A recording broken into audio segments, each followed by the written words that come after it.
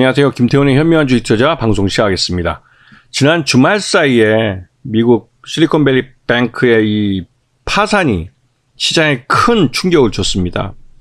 전반적으로 이 실리콘밸리 은행의 파산은 미국 벤처기업 중심의 금융에 문제가 있다는 것을 드러내 보인 것으로 지난 10여 년 동안의 그 미국 시장의 이 벤처 호황이 거의 끝나간다는 그 모습을 그냥 단적으로 보여준 겁니다.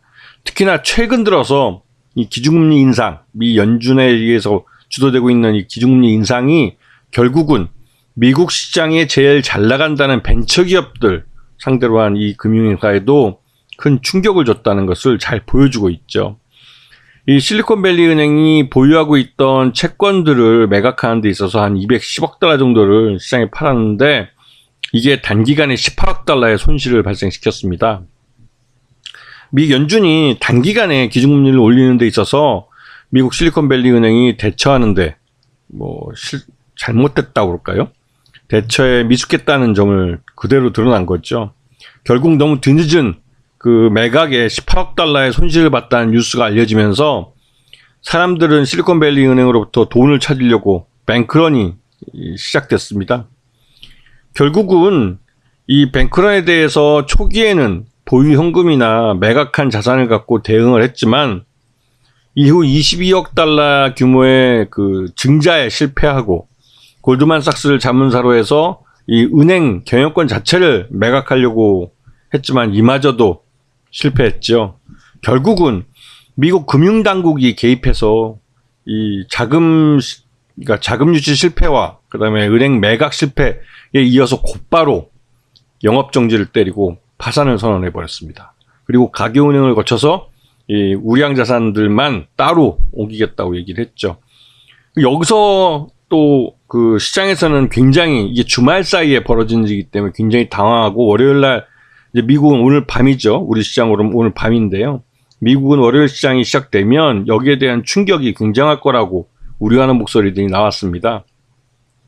그런데 오늘 아침 우리나라 시간으로 오늘 아침 뉴스에서 나왔듯이 미국 재무부가 굉장히 빨리 움직였죠.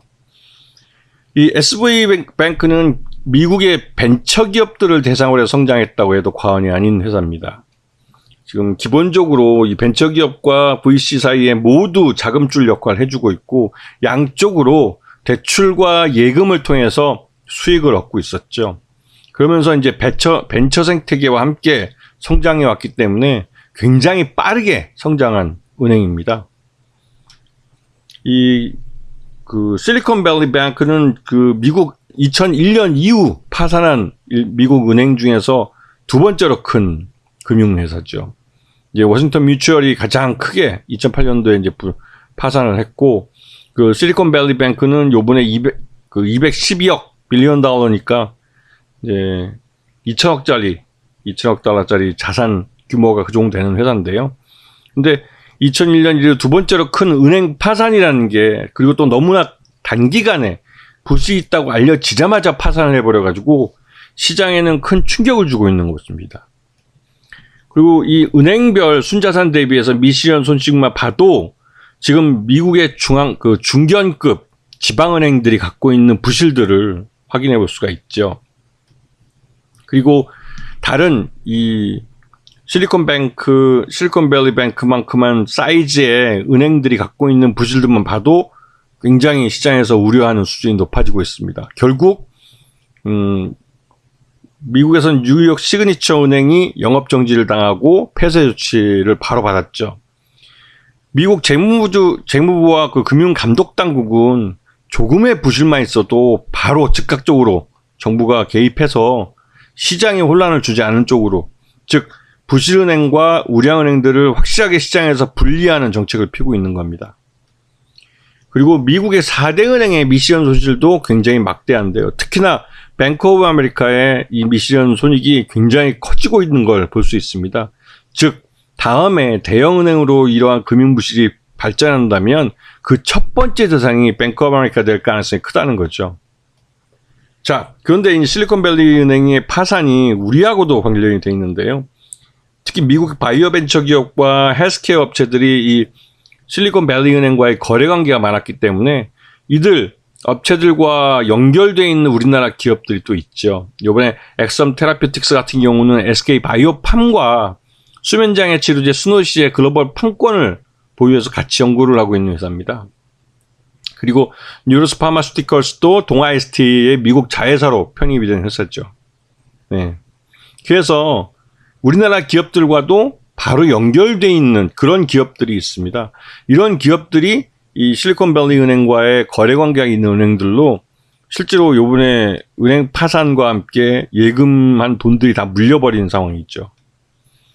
여기에 대해서 미국 재무부가 이 월요일에 그 새로 여는 월요일 날부터 미국의 그 예금자 보호법의 예외를 적용해서 이 실리콘밸리 은행과 뉴욕에 있는 시그니처 은행에 거래하고 있는 모든 고객들에 대해서 모든 은행 예금에 대해서 보장을 해주겠다고 선언을 했습니다.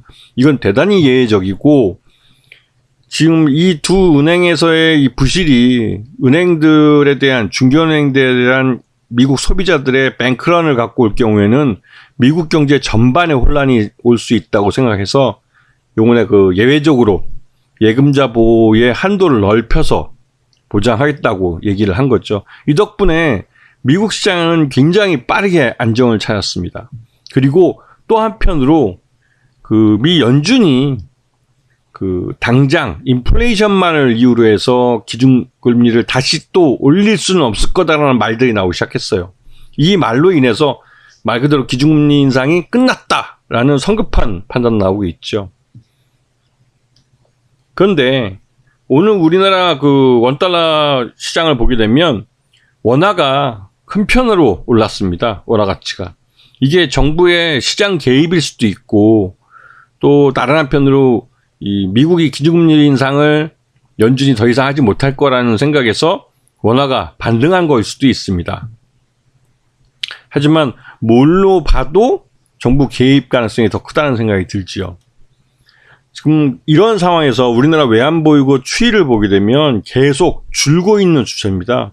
무역 적자에다가 경상수지 적자까지 발생하고 있어서 이 외환보유고가 늘기가 쉽지 않죠. 거기다 원달러 환율도 불리하게 움직이고 있으면 더더욱 빠르게 이 원달러 환율이 그러니까 외환보유고가 줄어들 가능성이 큰 겁니다. 지금 무역수지 적자 추이를 보게 되면 지난 1월달 올해 들어와서 1월달이 굉장히 충격적이었죠. 126억 달러나 지금 무역 적자가 발생하는 바람에 요 근래 가장 큰 규모의 무역 적자가 발생했습니다. 이렇게까지 크게 날 줄 몰랐죠. 근데 이게 작년 12월 달에 수출했던 것들이 이연돼서 들어온 부분도 있을 거고 그런 부분이 한꺼번에 몰리다 보니까 이런 대규모 무역 적자가 발생한 거죠. 근데 이에 따라서 이제 한미 기준금리 차이를 보시게 되면 미국은 계속 기준금리를 급하게 올려서 연 4.75까지 올렸고 우리는 연 3.5에서 한국은행이 동결로 가져가고 있습니다. 그리고 한국은행은 기준금리 인상을 통해서 인플레이션을 잡는 것보다 경기 침체로 빠지기 전에 정부가 경기 회복을 할 수 있도록 경기 진작을 할 수 있도록 어느 정도의 그 인플레이션은 용인하겠다는 식으로 동결로 간 거죠. 그 신호가 바로 우리 주변에 보면 물가가 또 오르는 걸 보면 알 수 있습니다. 가까운 주유소에 가셔서 보시게 되면 지난달과 다르게 1월달 이후로 계속 이 휘발유 값이나 경유 값이 오르는 걸 볼 수 있어요. 이게 뭐 해외에서 우리가 국제 유가를 주고 원유를 사오는 그게 올랐다 이렇게 볼 수도 있지만 다른 한편으로 기준금리가 우리는 동결로 가면서 인플레이션을 용인하겠다는 신호를 시장에다 준 겁니다. 한국은행이. 그 결과로 그러한 주변에 뭐 물가 상승이 나타나고 있는 거죠. 자, 오늘 시장에서 아침 개장 초에 좀 하락했던 주가 지수는 다시 오후장 들어서 계속 반등을 했습니다. 그런데 이렇게 오른 이유가 이 외국인 투자자들이 순매도에서 순매수로 돌아선 부분도 있고 국내 기관 투자자들이 대규모로 이 지수 방어에 나서면서 끌어올린 측면이 있습니다.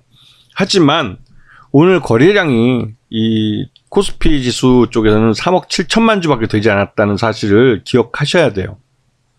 이게 무슨 말씀이냐면 오늘 무리해서 국내 기관 투자자들이 시장에서 주식을 사들인 겁니다. 특히 코스피 50 종목 해가지고 그 지수 관련 대형주들을 중심으로 지수 방어 목적을 위해서 사들인 겁니다.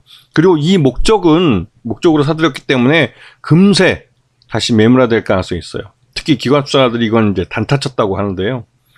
조심하셔야 됩니다. 지금 시장에선 전반적으로 우리 경제 펀더멘탈이 좋지 않기 때문에 전반적으로 우리 기업들의 실적도 좋아질 수가 없어요. 다시 한번 강조하지만 우리나라는 우리나라 기업들이 생산하는 부가가치의 9할을 해외 수출해서 먹고 사는 나라입니다. 우리 내수 시장에는 1밖에 필요가 없어요. 나머지 9할을 수출하는데 그 9할을 수출하는 해외 시장이 그 경기 침체에 빠져들게 되면 우리나라 수출도 어려워질 수가 있죠. 거기다가 미국의 이 반도체법과 인플레이션 감축법으로 인해서 미국 전기차 시장과 미국 반도체 시장, 특히 이제 중국 쪽에 대한 반도체 시장에 대한 접근성이 점점 떨어지고 있어서 우리나라는 전체적으로 무역에서 올해 굉장히 큰 어려움에 봉착해 있습니다. 또 그런 어려움이 경기 침체론뿐만 아니라 이 미중 간 패권 전쟁이라는 경제 외적인 요인까지 작용하고 있기 때문에 굉장히 어려운 거죠. 그리고 거기에 대해서 우리나라 현 정부가 너무 무능하게 대처하고 있는 부분도 가장 큰 이슈가 되고 있습니다. 자, 오늘 시장에서 아침에는 굉장히 불안하게 움직였지만 오후장 들어서 플러스를 나타내면서 양봉을 만들어냈습니다. 그렇다고 이 양봉이 말 그대로 이런 그 경기 침체나 이 속에서도 계속 상승세를 이어갈 거라는 그런 헛된 희망을 가지시면 안 되는 게 거래량이 3억 7천만 주밖에 안 나왔어요. 즉 파는 놈도 사는 놈도 자신 있게 못 샀다는 것이고 말 그대로 파는 쪽에서는 관망을 해보자고 해서 기다린 것 뿐입니다. 오히려 팔지 않고 보유함으로써 해서 손실을 아침에 발생했던 그 미시적 손실이 점점 줄어들어서 그나마 내일 아침에 파는 게 더 싸게 팔 수 있는, 그러니까 더 비싸게 팔 수 있는 기회가 된 걸 수도 있죠. 하지만 그렇다고 해서 이게 지수의 방향을 돌려놓을 만한 모멘텀은 없습니다. 우리나라는 기본적으로 다시 한번 말씀드리지만 이 수출 주도형 국가이기 때문에 수출해서 돈을 벌지 못하면 전체적으로 국부가 줄어들 수밖에 없습니다. 지금은 우리나라로서는 수출이 굉장히 어려운 상황이고 그래서 대외적으로 외부에서 우리나라에 투자를 해줘도 직접 투자를 해주는 것도 한계가 있죠. 우리나라는 그렇게 시장이 크지 않기 때문에 외국인 투자자들도 그렇게 많이 직접 투자를 하지 않습니다. 그런 부분을 잘 봐주셔야 될 것 같고요. 장기적으로 미국에서 오늘 밤에 열리는 미국 증시가 어떻게 끝나느냐에 따라서 내일 방향이 확실히 정해질 것 같은데요. 물론 오늘 저녁에 열리는 미국 시장이 반등해서 플러스로 끝난다 할지라도 우리 증시와 미국 증시는 확실하게 디커플링된 증시라는 걸 잊지 마셔야 합니다. 우리랑 미국이랑은 확실하게 펀더멘탈이 다르다는 사실을 꼭 기억해 주셔야 되는 거죠. 이 디커플링 됐다는 건 예전에도 한번 주식시장에서 말들이 있었지만 점점 더 그런 경향을 나타내고 있습니다. 그렇기 때문에 우리 증시는 굉장히 좀 고전할 가능성이 크죠. 이거는 기본적으로 우리 기업들의 실적이 좋지 않기 때문에 나타나는 현상입니다.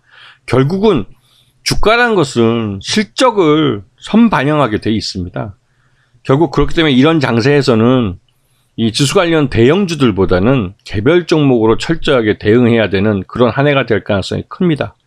그런 쪽에서 좋은 종목들, 중소형들에도 그런 좋은 종목들을 찾는 그런 노력과 지혜가 필요한 시장입니다. 자, 오늘 방송 여기서 마치겠습니다. 감사합니다.